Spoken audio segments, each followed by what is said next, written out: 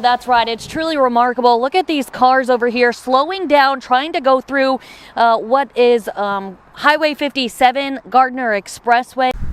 Well, Marcus, Edward and Lillian Burton lived at this home over here for more than 40 years. The home sits just 1 block over from Quincy University, and the family tells me they were grandparents of the neighborhood.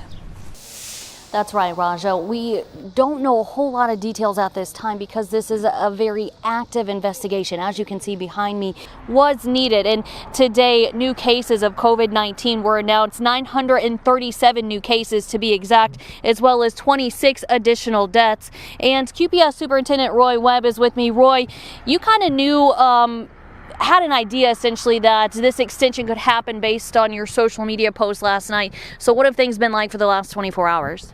Well, it's not been just the last 24 hours. Actually, for the last 2 weeks, we've been planning going forward what we're going to do. So we've prepared for this. We're ready. We have plans, our continued learning plans now have become remote learning plans, and they're out through April 8th. So actually, we're going to extend those through April 10th, and then we'll be ready for phase 2 at that point.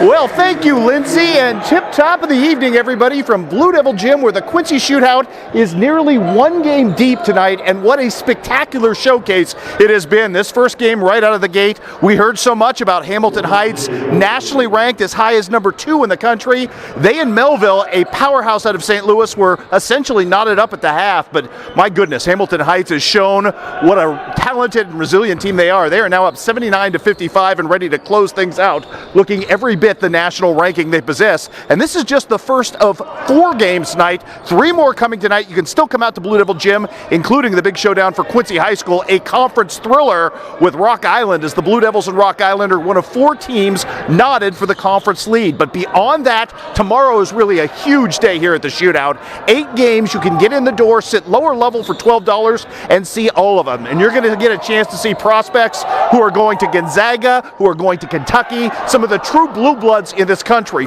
David, here's what we know. Applicants for this job have been interviewed by local officials. Now, this has happened over the past few months.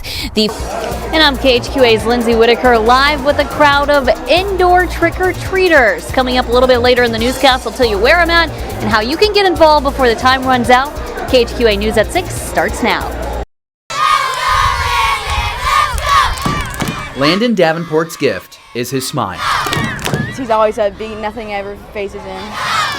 Every time, like when I walk down the hall, he always had a smile on his face. He never fails to make someone laugh or put a smile on their face. His friends say this moment is about returning the favor. Landon's parents are near speechless. Surreal. We had no idea what today was going to bring. It ranks right up there with the birth of my kids, so that's pretty high on my list. A parade for Landon. He gets to sit up front of the lead fire truck. His classmates pour into the field out front with signs cheering his name. The band plays some of his favorite tunes. Today, Landon is feeling fantastic, thank goodness. But we don't know what tomorrow's going to look like. We don't know what next week is going to look like.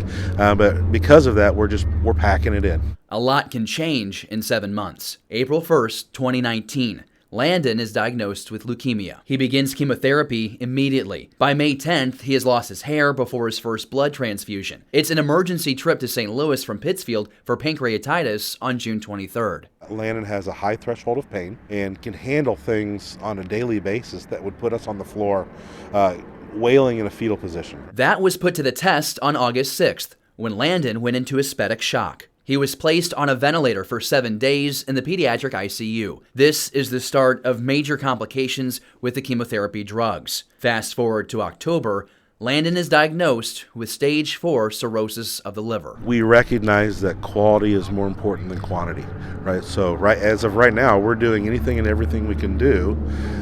Things like today, who gets their own parade, right? This parade wasn't just the school parking lot, it spanned the entire town of Pittsfield. Dozens of organizations formed this lineup that stretched for miles. Businesses put messages of hope on their signs out front. It's the middle of the workday, but this parade route is lined with people on the clock. Knowing that this whole street is just lined with people makes me kind of want to cry because it just says a lot about Pike County in general. Landon, this is yours, buddy. How's it look? He says it looks good, everybody. We're just truly amazed at the blessings that we've received through this, and not just in our community, but from all over the world. That's no exaggeration. Landon has been able to connect with people in Australia, Israel, and all over Europe. Just take a look at all these letters and patches that poured in from across the US and Canada over the summer. Chris says Landon receives letters daily from people who have fought similar fights. We all get a lifetime, but it's our time to live that varies. Chris says the one lesson to learn from Landon is everyone has a story. What's the best thing you can do to respond to somebody that you don't know their story? Love on them. And that's what Landon does. He loves on everybody. And it alters lives. And that's what we love about Landon. And if anything that we hope comes out of this, we hope that is the one thing that people understand about Landon. It's unconditional love. In Pittsfield, David Amilati, KHQA News. On a cool Midwest night in November, 28-year-old Karen Rodriguez helps clean her mother's salon in Beardstown, Illinois. She says she is haunted by a run-in with ICE officers a decade ago. I was about 18 years old. I had a son and I was pregnant. My ex-husband was not legally here, but he did have a permit to be in the United States. I was forced to open my car, because if I didn't open my car, they said they were going to take my citizenship away and my kids. Rodriguez says she, her 2 kids, and parents live in the U.S. legally. Karen moved to the Tri-States 10 years ago from California to help her mom run the family business. She says harassment is a constant occurrence. I've gotten told that a few people won't do their nails with me because I'm Hispanic.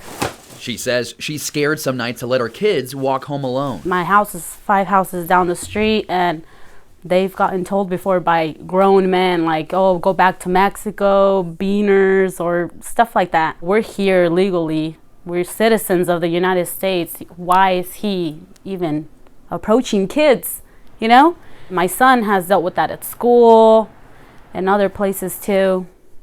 So what else can we do? Her son wasn't available for an interview, but we did meet 2 Beardstown students, Ola and Ava, that same day. Their mother allowed us to speak with the girls on camera. They say they were just feet away from a bully saying hurtful words. There's this kid in my class. He was making fun of this kid just because he wasn't the same color as us. Ola says she was scared in that moment, but stood up for her friend. That's really rude to people, and it might hurt their feelings, or they might cry, and we don't like to see that. Who do you blame for Hispanic Americans for not being respected? A lot has to do with Donald Trump. To be a leader and to be a president, you have to be one and be an example. But why would you even stand there and live in the White House, the most respected place, if you can't even show respect to people under you? President Trump is expected to increase his demands for a wall as he campaigns for re-election. According to the Associated Press, there were almost 860,000 apprehensions by Border Patrol this past fiscal year. That's 2018 to 2019, that ended in September. During that same time, more than 110,000 immigrants tried to enter the U.S. legally, but were denied. At this moment, 6,100 people call Beardstown, Illinois home. City leaders tell me that number is almost double, but some people are living off the books. They're living here illegally. As the 2020 census nears, city leaders tell me they want to gain a more accurate head count to receive critical federal funding for area schools and businesses. Do you think that's safe to say that some people are living here illegally? Probably, I can't say like 100%, but probably. These are human beings that have come here, and I understand that some of them may be illegal, but I see them, working and trying to build a better lives for themselves and their families. And given the circumstances they came from, I may do the same thing. There are still concerns of large groups of illegal immigrants living in Beardstown and the surrounding region. Mayor Leslie Harris says big business is to blame. I do know they go outside of the country looking for people that want a better life, that want to come to our community, and they bring them here and they work. Harris says these companies fail to provide a pathway for those employees to gain legal citizenship. Mayor Harris and the Chamber of Commerce have now formed a new coalition. Its first meeting was just last week. Progress is underway in Beardstown. But when thinking of what is left to be achieved, maybe a child's eyes offers the best perspective to see the challenges ahead. Some people are not going to be the same color as us. That doesn't mean you can't be their friend or bully them. You treat them the way you treat other people. Reminding everyone of the golden rule. We're all the same. We're just different color. And we didn't choose to be this way. This is how we were born.